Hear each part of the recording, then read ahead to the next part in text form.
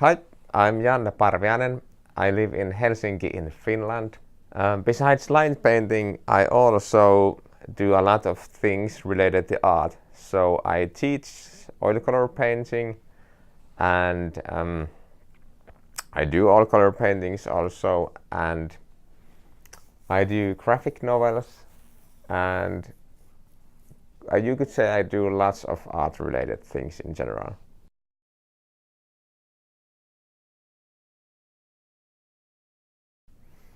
I started line painting by an accident when I was coming back from a photo trip with my old Canon X15, the compact camera, and I was just like taking long exposures during the night and walking home with the camera in my hand, and the camera accidentally took photos with 15 seconds exposure, and the street lamps left really nice trails into the photos. So at home I was like, whoa, what is this effect?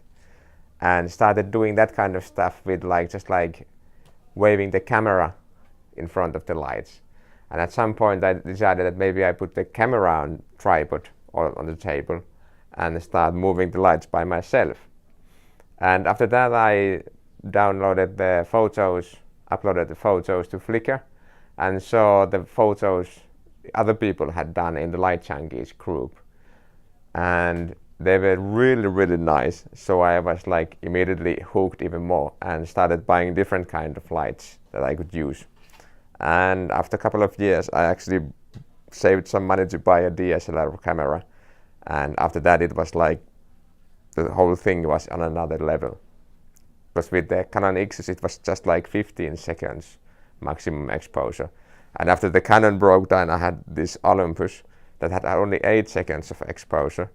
So I had to really plan everything really well beforehand and move really fast. But that was actually a good learning period, because I like you really needed to know what you were doing with the 8 seconds.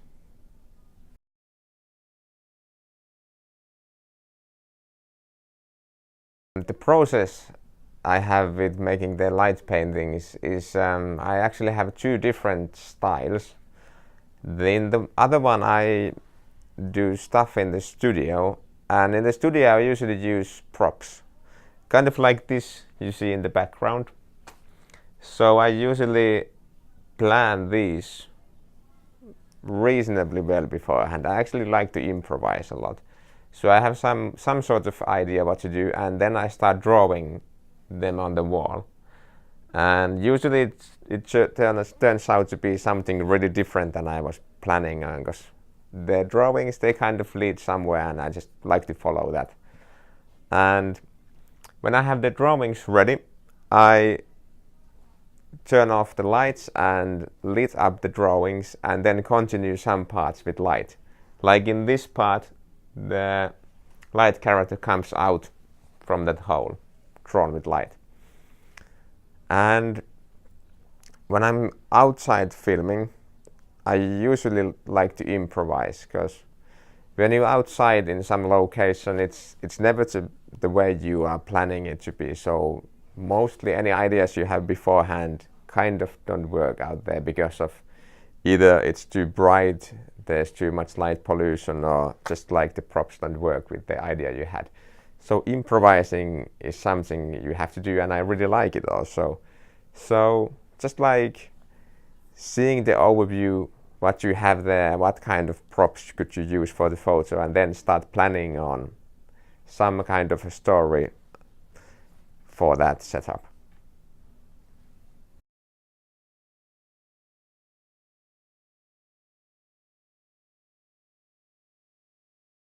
I usually don't have much creative blocks. It's kind of like the other way around, that I deliberately stop doing art every once in a while just to keep things fresh and not starting to get repetitive in the themes and in my style. I've noticed that even if you take like a 1 year off from maybe painting or drawing, that actually can even affect your style very positively. It's kind of like your work, your brain is still working even if you're not doing anything art based. So I usually just like, I don't stress about not doing anything. I just think it as a natural process of making art.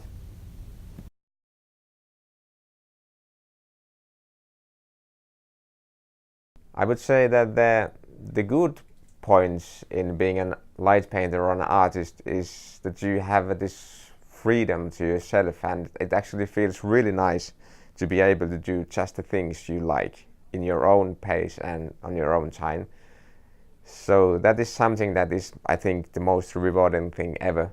And I have been lucky to have been doing art for 10 years already as my main profession. So I'm really happy with this. And of course, the downside in this is that you're kind of on your own financially, and it can be a real struggle to find the finances from your work. So you have to be really creative on that field also, and also really stubborn to keep going in that pressure.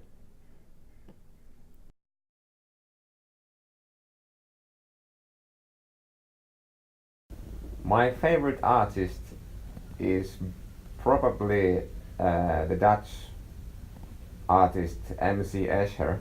As you can see from the background, also you could say he has had quite an influence on my style, especially to the drawings I do in the studio. I was really impressed in my art school days of this impressionist style, such as Monet and all these guys.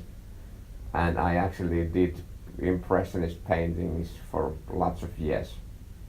Now you could say my style in the paintings is more like expressionist or graphic. And in light painting, my favorite artists are actually the most influential artists. Where when I started was Lapro and TCB and maybe Kalam, Julien Breton. So those three guys really, like, when I saw their work, I was like, whoa, you can go this far with this medium. So I could say those three.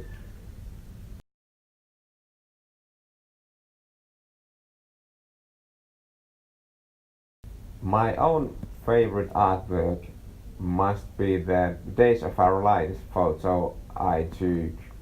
It was one of the first light painting topography photos I have made, and it was featured in National Geographic. And with those two together, it's like it's my own definite favorite photo. It's like having a photo in National Geographic is like the biggest dream I've ever had, and now it's fulfilled. So it's nice. And when I started doing those topography photos, the whole thing was like mind blowing. Because I had this idea of wanting to see what it would look like if I would trace entire rooms with light. And when I first did it, it was like mind blowing to see it on the camera screen.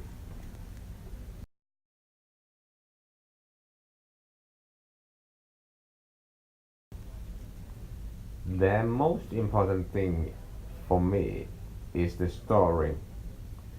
So when people are looking at an image, they they are always trying to like find a meaning from there.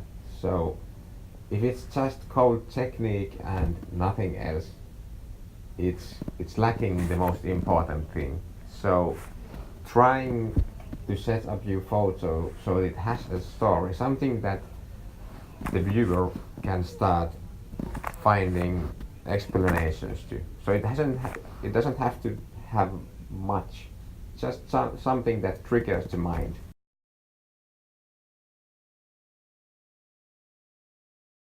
Mm, I usually really like seeing like graffiti art and street art, and actually that's something I quite often get inspiration from. My drawings I use for the light paintings in my studio, they are kind of like street art related.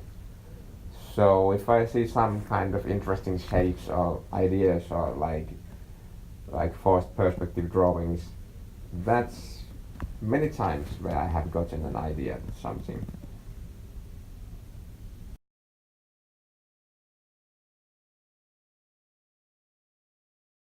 Well, I wouldn't mind having my light painting photo featured in the cover of Time magazine.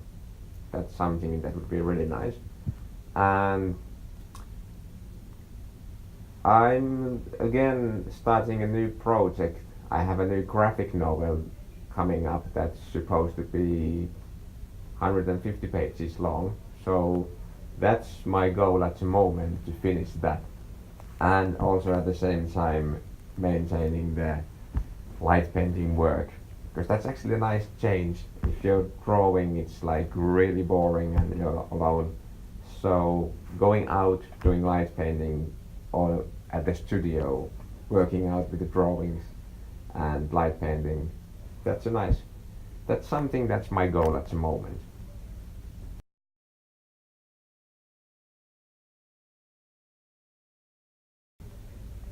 Copying is basically a thing that art is made from.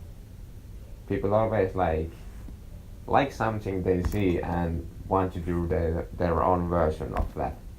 So copying is kind of like how art develops. But there's also rules in the copying that maybe if somebody has like a really specific style you can recognize.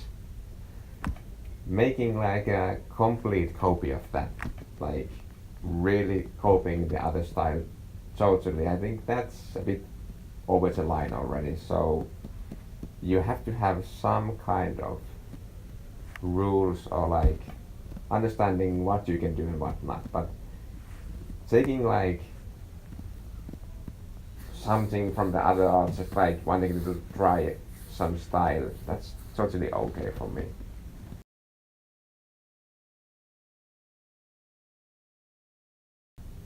I would say that light painting is definitely used more in the future in art therapy and in this kind of situations with kids, with like mentally disabled, all this kind of stuff. A friend of mine, Jukka Laine from Valopaja, has been using a lot of light art in his therapy things and with good results. So that's something I definitely see happening in the future. And also, what I'm hoping to see in the future is light painting becoming a true respected new art form. It's now kind of like on the verge of becoming something bigger. There's really lots of people doing it, but I think it's still kind of like it's lacking something to become like really taken serious. So we need to start building the reputation for light painting by making photos with like a deeper meaning, not just like being excited about the technique and what you can do with it, but maybe trying to put that technique to where you are telling a story with it. Basically anything that has a story or a deeper meaning is bound to be taken more seriously. So that's something the museums and the galleries want to see, not just like technique, cold technique, and just like people. You need to take it people.